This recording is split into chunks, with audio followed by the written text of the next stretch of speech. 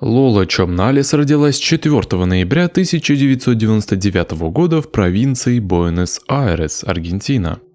Она была дочерью Адрианы Бельмонте и Диего Чомналес и училась в лицее номер 9 Бельграну. В декабре 2014 года Лоле исполнилось 15, ее родители решили подарить ей поездку в Роча, Уругвай, где она будет жить со своей крестной Клаудией Фернандес. Также Диего и Адриана планировали подарить ей еще одну поездку в Нью-Йорк на ее 15-летие. 26 декабря 2014 года Лола приехала в Роча и остановилась у своей крестной матери Клаудии, которая также жила со своим мужем Эрнаном и 2 детьми.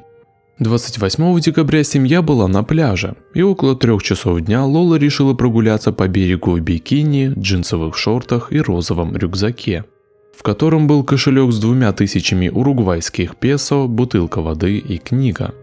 Прошло несколько часов, а девушка не вернулась к месту, где находилась семья, и ее крестная мать начала беспокоиться.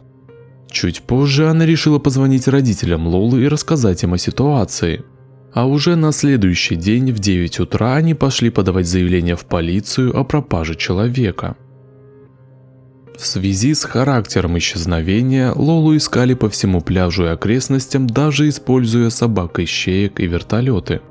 А ее родители немедленно отправились в Уругвай, чтобы помочь в поисках своей дочери. Во время этих поисков появилась информация, что родителям Лолы звонил мужчина, который сказал, что с девушкой все в порядке и что она находится с ним. Однако это не удалось подтвердить или отследить. Затем, через 2 дня, 30 декабря, ее тело было найдено наполовину закопанным в песок на пляже в районе, заросшим кустарником. У Лолы были колотые раны на шее, а на лице и голове были ссадины. Согласно судебно-медицинской экспертизе, убийца прижимал ее лицо к песку до тех пор, пока она не умерла. Это было установлено благодаря тому, что в легких девушки был найден песок. Первые подозрения уругвайской полиции и СМИ сразу же пали на семью, в основном на крестную мать Клаудию и ее мужа Эрнана. Вначале рассматривалась гипотеза о сексуальном насилии, но никаких доказательств этого в теле Лолы обнаружено не было. Понятно, что они были первыми подозреваемыми, поскольку они были крестными, и девушка проводила с ними каникулы. Позже оба были вызваны для дачи показаний перед судьей Марселой Лопес, так как было подозрительно, что они заявили об исчезновении Лолы почти 19 часов спустя. По словам полиции, когда Эрнан был допрошен, он дал 2 противоречивых заявления, что привело к его аресту 31 декабря 2014 года. Клаудия также была арестована по подозрению в укрывательстве. Старший сын Клаудии, которому на тот момент было 14, также был задержан, поскольку его подозревали в том, что он позвонил родителям Лолы и сказал, что с ней все в порядке, хотя было очевидно, что она мертва. Позже выяснилось, что мальчик и правда общался с родителями Лолы, но по его словам он просто хотел их разыграть. Хотя полиция была сосредоточена на семье крестной Лолы, у них не было никаких весомых доказательств против них. И поэтому 2 января 2015 года они были освобождены.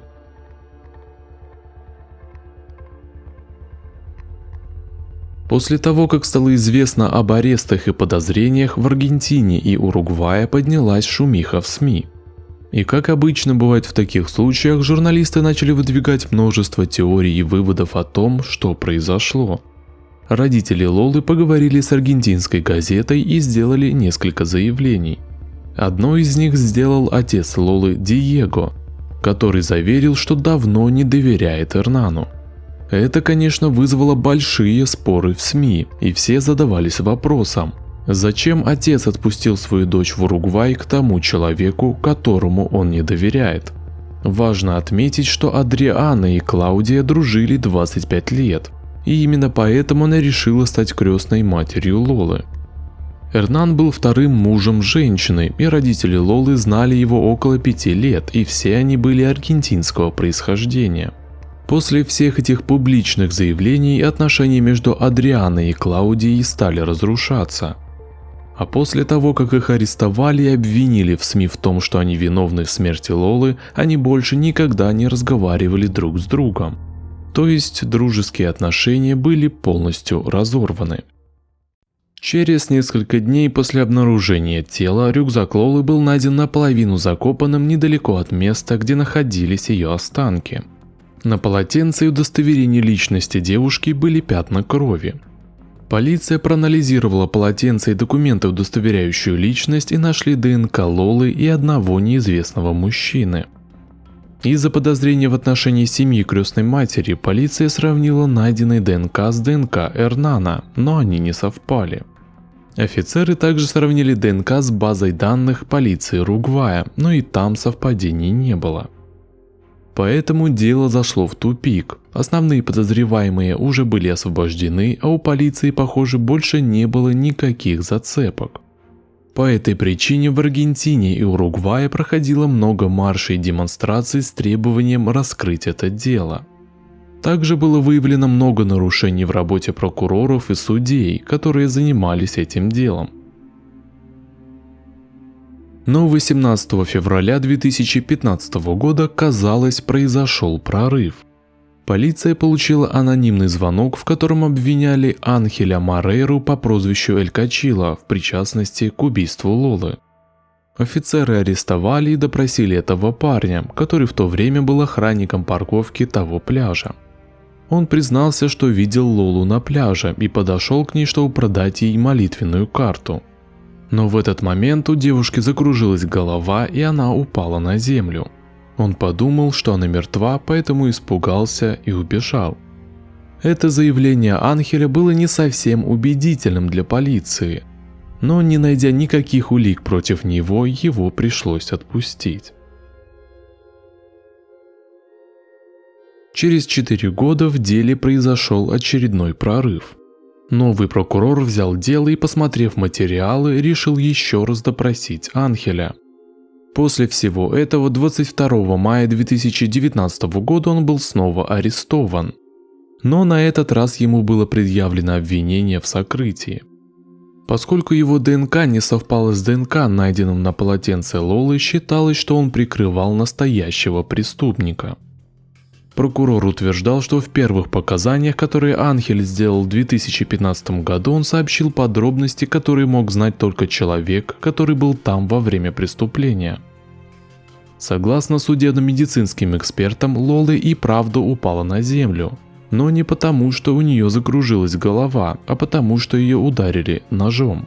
Однако, несмотря на арест Анхеля, семья девушки еще несколько лет оставалась без ответов. Дело Лолы попало в поле зрения генетика Натали Сэндберг, отвечающей за Национальный реестр генетических отпечатков пальцев. И у нее возникла идея проследить генетический след ДНК, найденный на полотенце Лолы по отцовской линии. То есть она искала совпадение с отцовской стороной ДНК, но ничего не нашла. А когда она сделала то же самое с материнской стороной ДНК, то обнаружила совпадение с человеком, отбывающим тюремное заключение за убийство.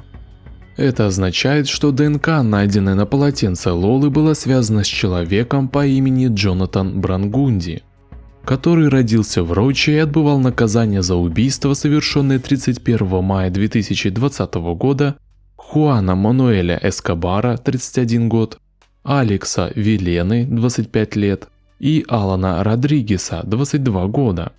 Они все служили морскими пехотинцами в военно-морском центре Монтевидео, Уругвай. После того, как ДНК Джонатана совпала, полиция нашла мать этого человека и получила ее ДНК. В результате было установлено, что человек, которого они искали, был другим ее сыном, который был сводным братом Джонатана.